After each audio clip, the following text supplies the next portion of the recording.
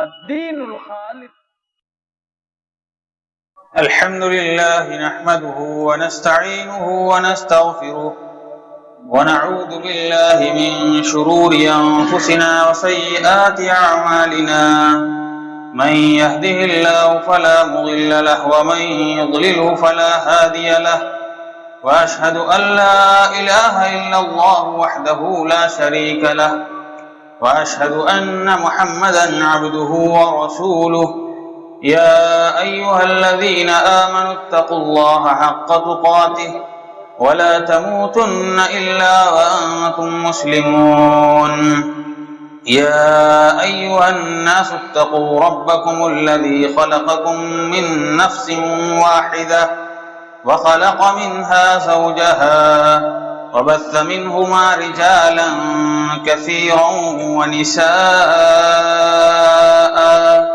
واتقوا الله الذي تساءلون به والأرحام، إن الله كان عليكم رقيبا. يا أيها الذين آمنوا اتقوا الله وقولوا قولا سديدا يصلح لكم أعمالكم ويغفر لكم ذنوبكم، ومن يطع الله ورسوله فقد فاز فوزا عظيما. أما بعد، فإن أصدق الحديث كتاب الله، وأحسن الهدي هدي محمد صلى الله عليه وسلم، وشر الأمور محدثاتها، وكل محدثة بدعة، وكل بدعة ضلالة، وكل ضلالة في النار. أعوذ بالله السميع العليم من الشيطان الرجيم. بسم الله الرحمن الرحيم. قاف والقرآن المجيد، بل عجبوا أن جاءهم منذر منهم فقال الكافرون هذا شيء عجيب، أإذا متنا وكنا ترابا ذلك رجع بعيد، قد علمنا ما تنقص الأرض منهم وعندنا كتاب حفيظ، بل كذبوا بالحق لما جاءهم فهم في أمر مريج. أفلم ينظروا إلى السماء فوقهم كيف بنيناها وزيناها وما لها من فروج، والأرض مددناها وألقينا فيها رواسي وأنبتنا فيها من كل زوج بهيج، تبصرة وذكرى لكل عبد منيب. ونزلنا من السماء ماء مباركا فأنبتنا به جنات وحب الحصيد والنخل باسقات لها طلع نضيد، رزقا للعباد، وأحيينا به بلدة ميتا كذلك الخروج.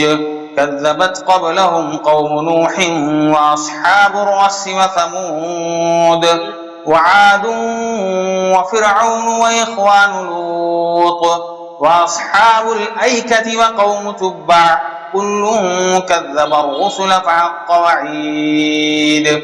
أفعينا بالخلق الأول بل هم في لبس من خلق جديد. وقال الله تبارك وتعالى في كلامه المجيد: منها خلقناكم وفيها نعيدكم ومنها نخرجكم تارة أخرى. محترم मुअज़्ज़ज़ दीनी इस्लामी भाइयों,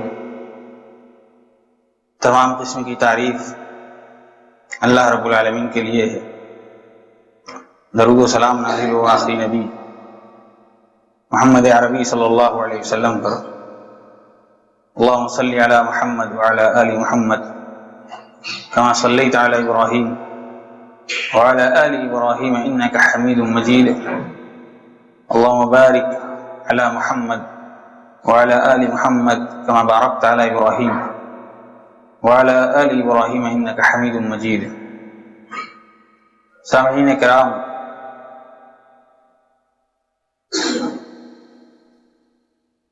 دنیاوی زندگی اللہ رب العالمین کی جانب سے ہم انسانوں کے لیے ایک مہلت اور موقع ہے اپنی اس زندگی کی تیاری کے لیے جو حقیقی اور ہمیشہ کی زندگی ہے، اور اس دنیا کی زندگی کو دنیا والوں کو فنا ہے، اور یہ دنیا اور اس کی ہر چیز فانی ہے۔ قرآن مجید میں اللہ رب العزت نے اس حقیقت کی طرف اشارہ کیا، کل من علیہا فان، جو کچھ بھی ہے زمین کے اوپر سب فنا ہو جائے گا، وَيَبْقَى وَجْهُ رَبِّكَ ذُو الْجَلَالِ وَالْإِكْرَامِ، صرف تیرے رب کی ذات باقی رہ جائے گی۔ تو اس فانی دنیا کے اندر ہم سب کو اللہ نے یہ موقع جو دیا ہے، یہ بڑا ہی اہم اور بہت ہی قیمتی وقت لمحہ موقع اور گھڑی ہے کہ ہم اپنے آنے والی ہمیشہ ہمیش کی ابدی زندگی کے لیے تیار ہو جائیں، کیونکہ اللہ نے ہمیں جو زندگی بخشی ہے، اس زندگی کے بعد موت اور پھر اس کے بعد ایک زندگی ہے۔ تو زندگی اور موت اور پھر جو زندگی ہے وہی حقیقی زندگی ہے۔ ثم اماتہ فاقبرہ، پھر اللہ تعالی موت دے گا اور قبر میں لے جائے گا، قبر میں ڈالا جائے گا۔ ثم اذا شاء انشرہ، پھر جب چاہے گا دوبارہ زندہ کر دے گا۔ کلا لما یقضی ما امرہ، ہرگز نہیں، اس نے وہ کام نہیں کیا جس کا اس کے رب نے اس کو حکم دیا۔ لما یقضی ما امرہ، نہیں کیا وہ کام جس کا اس کے رب نے اس کو حکم دیا۔ تو یہ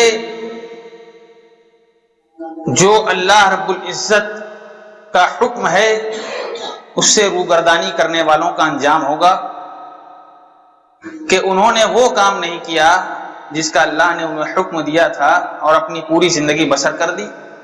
اس کے بعد ان کو موت آ گئی، قبر میں دفن ہو گئے، پھر ان کو دوبارہ اللہ تعالیٰ اٹھائے گا۔ یہ کائنات اللہ نے بنائی ہے، اس میں رہنے والوں کو بھی اللہ نے بنایا ہے، اور کائنات کو بنا کر پھر کائنات کو اور اس میں بسنے والوں کو فنا کر دے گا، پھر اس کے بعد دوبارہ ان کو زندہ کرے گا، زندگی بخشے گا۔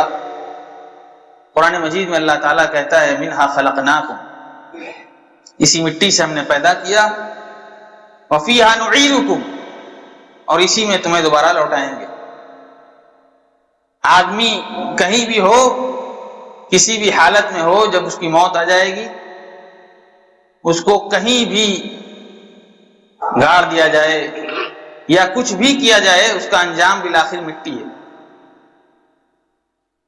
اسی مٹی پر ہی لوٹ کر آئے گا۔ اگر اسے راکھ بھی کر دیا جائے، جلا بھی دیا جائے، پھینک دیا جائے، سمندر میں پانی میں ڈال دیا جائے، بالآخر اس کو اسی مٹی میں جانا ہے۔ منہا خلقناکم، اسی سے پیدا کیا، وفیہا نعیدکم، اسی میں لوٹائیں گے، ومنہا نخرجکم تارۃ اخری، اور اسی سے دوبارہ تمہیں نکالیں گے۔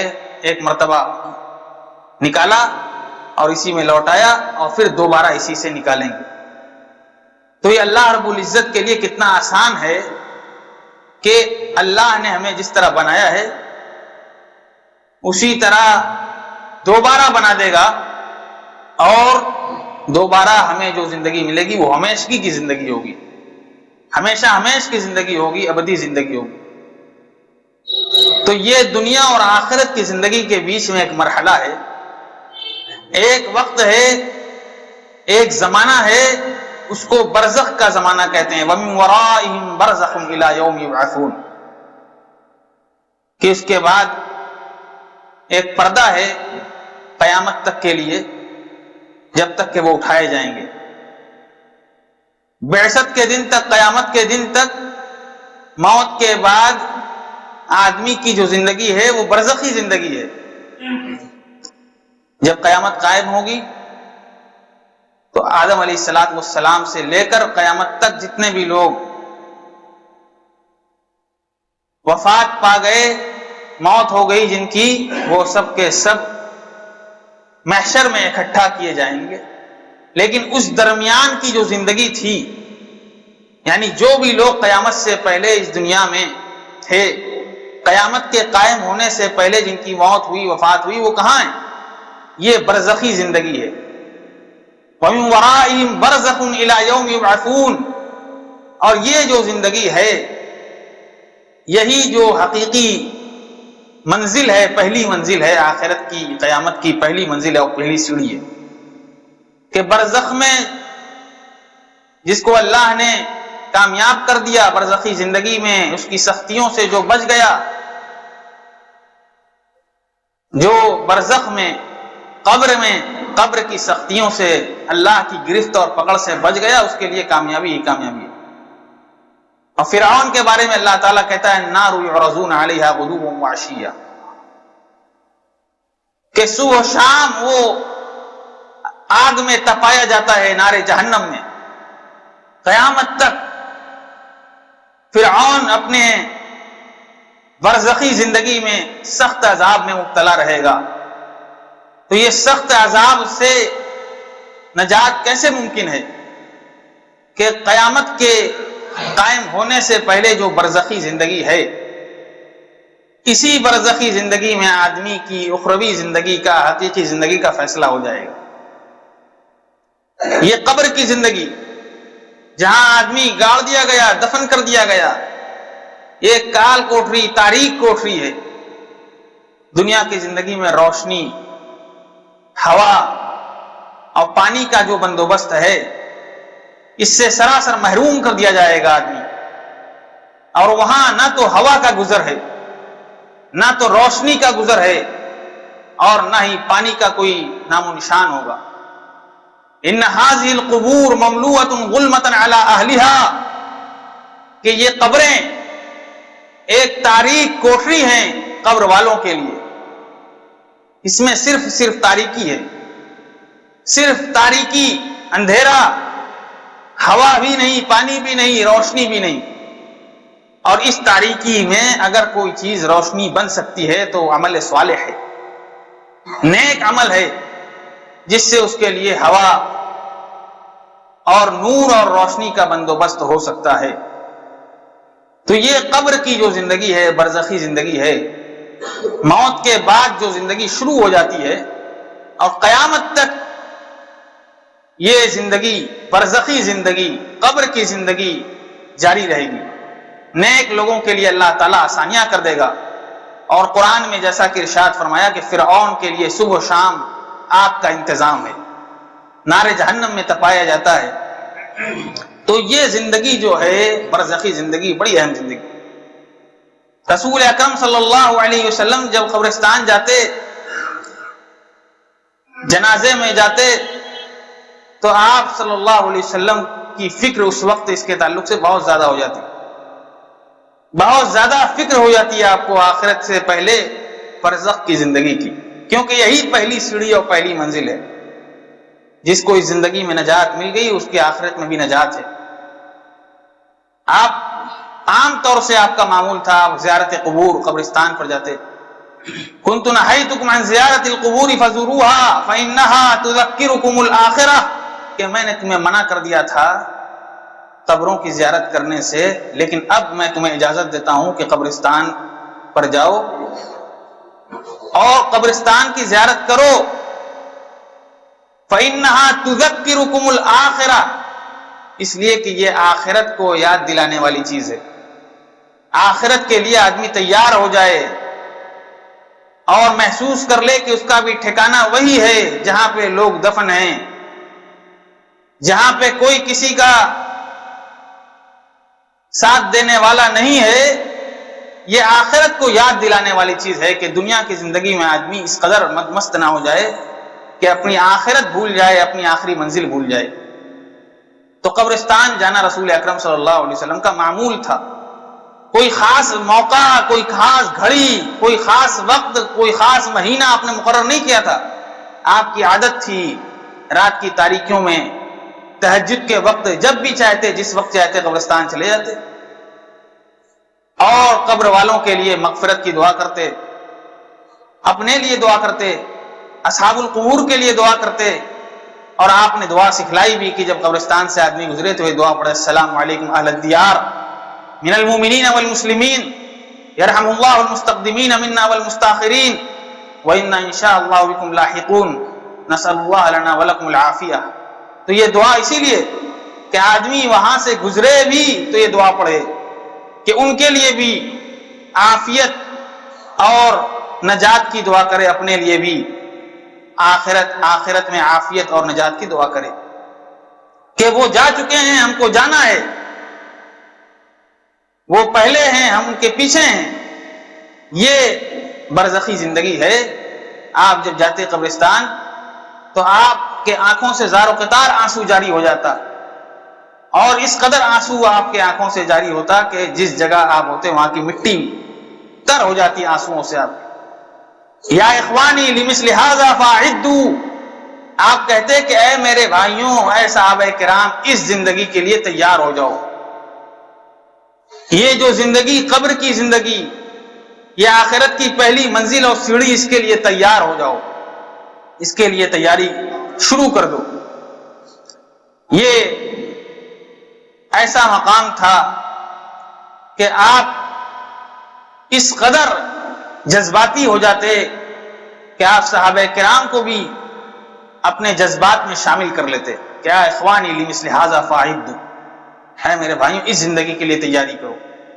یہ جو تیاری، یہ بھاگ دوڑ، یہ دنیا کی گہما گہمی، اس بیچ میں اس زندگی کو مت بھول جانا، اس کو یاد رکھنا کہ یہاں بالآخر سب کو آنا ہے۔ حضرت عثمان غنی رضی اللہ تعالیٰ عنہ، یہ صحابہ کرام میں کتنا اونچا مقام و مرتبہ تھا ان کا۔ خلیفہ ثالث، رسول اکرم صلی اللہ علیہ وسلم کی دو لڑکیوں کے شوہر، عشرہ مبشرہ جن کو جنت کی بشارت دی گئی، 10 صحابہ کرام، ان میں سے یہ بھی تھے۔ ان کے بارے میں کہ جب جنت کا بیان ہوتا، جہنم کا بیان ہوتا، آپ کا کیا حال ہوتا، لیکن جب عذاب قبر کا بیان ہوتا تو اس قدر زار و قطار ہوتے، اس قدر بے قابو ہو جاتے، بے خود ہو جاتے کہ آپ کو لوگ نے دیکھا تو پوچھا کہ آپ کے سامنے جہنم کا بھی بیان ہوتا ہے، عذاب جہنم کا بھی بیان ہوتا ہے، لیکن آپ اس قدر روتے نہیں ہیں جس قدر عذاب قبر کے موقع پر، جب قبر کا بیان ہو، عذاب قبر کا بیان ہو، تو اس وقت آپ زار و قطار روتے ہیں۔ آپ نے فرمایا ان القبر اول منزل من منازل الاخرہ، کہ قبر آخرت کی منزلوں میں سے پہلی منزل ہے۔ آخرت کی منزل یہیں سے شروع ہو جاتی ہے، یہ پہلی سیڑھی ہے، پہلا درجہ ہے۔ یہاں جس کو نجات مل گئی، آخرت میں بھی وہ نجات پا جائے گا۔ یہاں جو اللہ کی رحمت کا حقدار ہو گیا، آخرت میں بھی اللہ کی رحمت میں اسے ڈھانپ لیا جائے گا۔ اور میں جو اس قدر بے قابو ہو جاتا ہوں، اس قدر جو زار و قطار روتا ہوں، اس کی وجہ یہ ہے کہ میں نے رسول اکرم صلی اللہ علیہ وسلم کو فرماتے ہوئے سنا ہے، ما رأيت منظرا قط الا والقبر افظع منه، کہ میں نے بہت سارے مناظر دیکھے، معراج میں جہنم کی بھی سیر کی، دیکھا، اور جہنم میں جہنمیوں کا بھی حال دیکھا، لیکن میں نے وہ منظر، وہ بھیانک منظر کہیں نہیں دیکھا جو قبر کا منظر ہوگا۔ ما رأيت منظرا قط الا والقبر افظع منه، میں نے جتنے بھی مناظر دیکھے ان میں سب سے ہولناک اور بھیانک شدید منظر قبر کا منظر۔ قبر کا منظر بڑا ہولناک، بڑا خوفناک، ہیبت ناک، اس سے ہیبت ناک میں نے منظر نہیں دیکھا۔ رسول اکرم صلی اللہ علیہ وسلم یہ کہہ رہے ہیں۔ اللہ تعالیٰ نبیوں اور رسولوں کو یہ چیزیں دکھا دیتا ہے تاکہ اپنی امت کے لوگوں تک وہ بالکل واقعی صورتحال بیان کر دیں، پہنچا دیں۔ آپ نے کہا کہ میں نے جس قدر بھیانک منظر قبر کا دیکھا ہے ویسا بھیانک منظر کہیں نہیں دیکھا ہے، تاکہ لوگوں چوکنا ہو جائیں، لوگوں کو ہوشیار کر دیں آخرت کی زندگی کی جو سب سے پہلی منزل اور سیڑھی ہے، قبر کی سختیوں کے بارے میں بتا دیں۔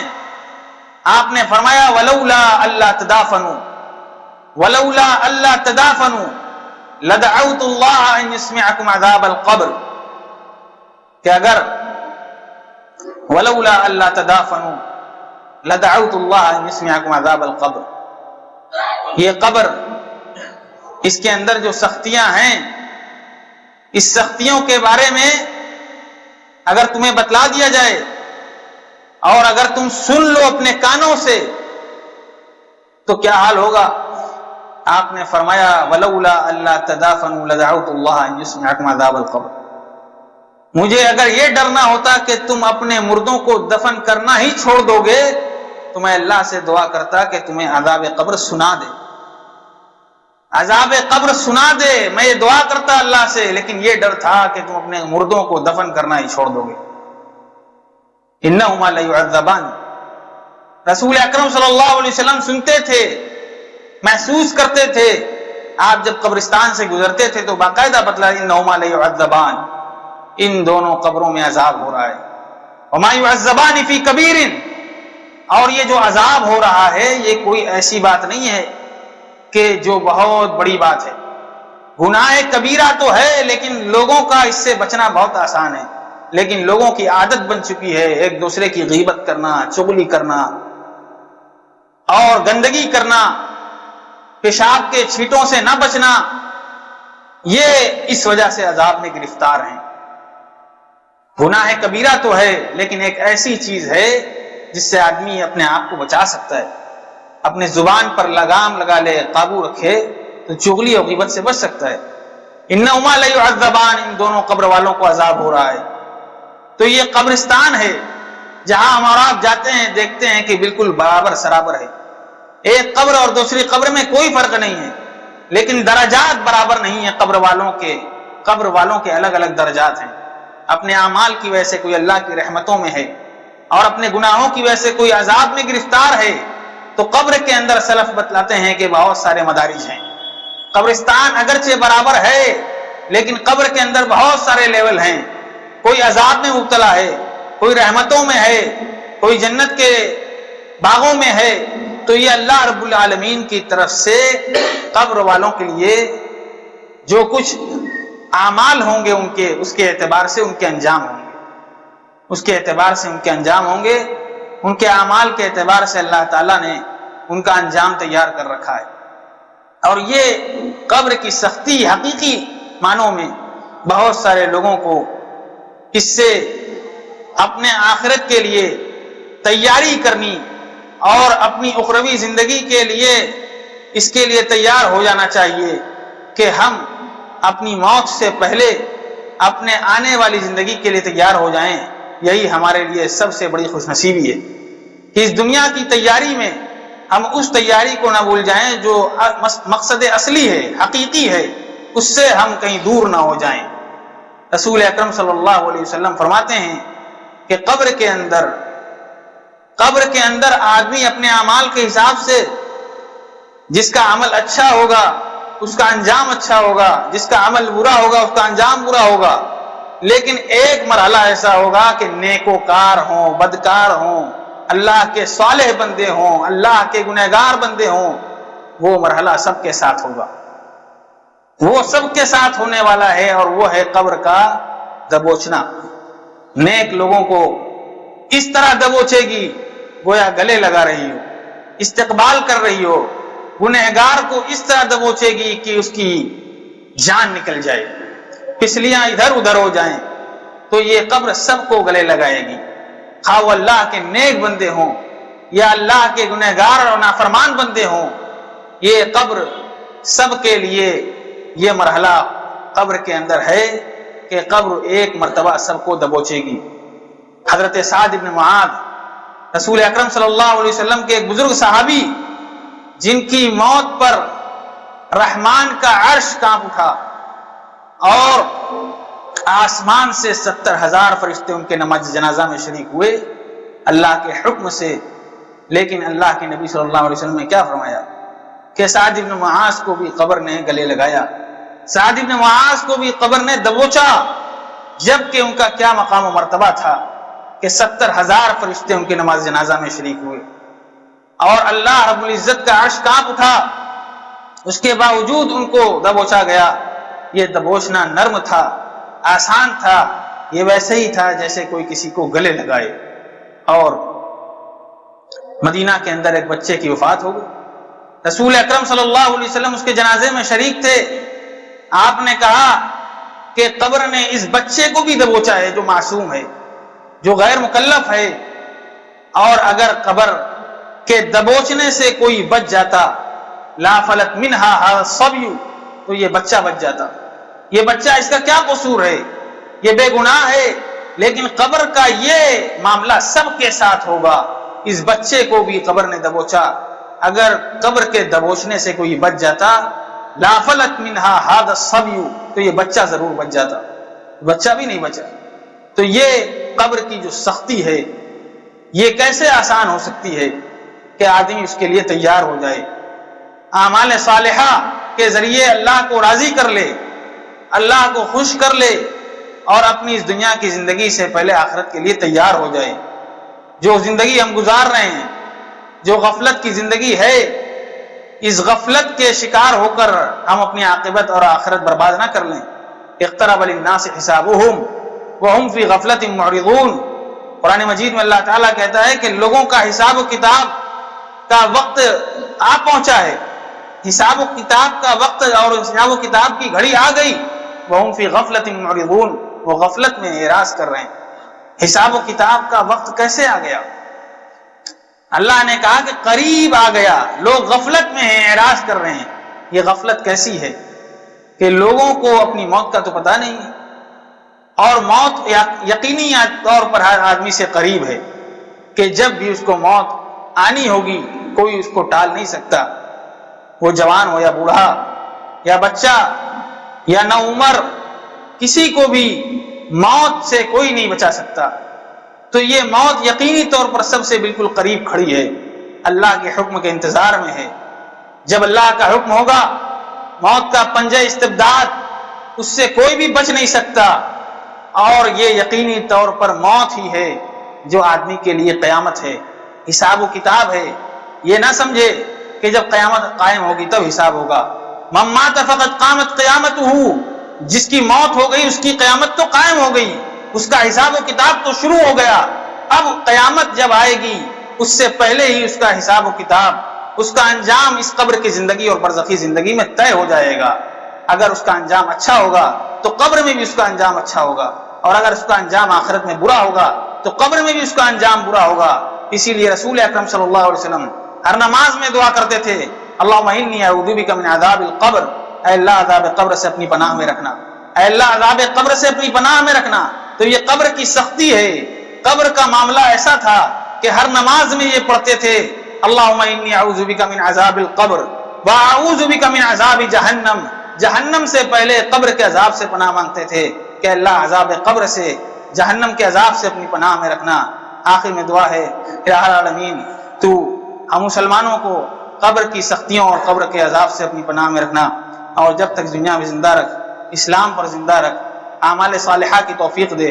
جب ہمارا خاتمہ ہو کلمہ توحید لا الہ الا اللہ محمد رسول اللہ کرو. آمین. بارک اللہ لنا ولکم فی القرآن المجید ونفعنی وإیاکم فی الآیات والذکر الحمید. انہ تعالی جواد کریم ملک بر رؤوف رحیم.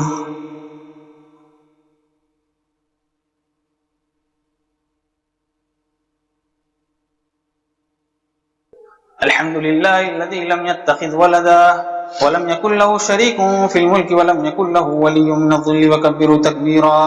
إن الله وملائكته يصلون على النبي يا أيها الذين آمنوا صلوا عليه وسلموا تسليما. اللهم صل على محمد وعلى آل محمد كما صليت على إبراهيم وعلى آل إبراهيم إنك حميد مجيد. اللهم بارك على محمد وعلى آل محمد كما باركت على إبراهيم وعلى آل إبراهيم إنك حميد مجيد. ربنا آتنا في الدنيا حسنة وفي الآخرة حسنة وقنا عذاب النار. عباد الله رحمكم الله، إن الله يأمر بالعدل والإحسان وإيتاء ذي القربى وينهى عن الفحشاء والمنكر والبغي يعظكم لعلكم تذكرون. اذكروا الله يذكركم وادعوه يستجب لكم ولذكر الله أكبر والله يعلم ما تصنعون.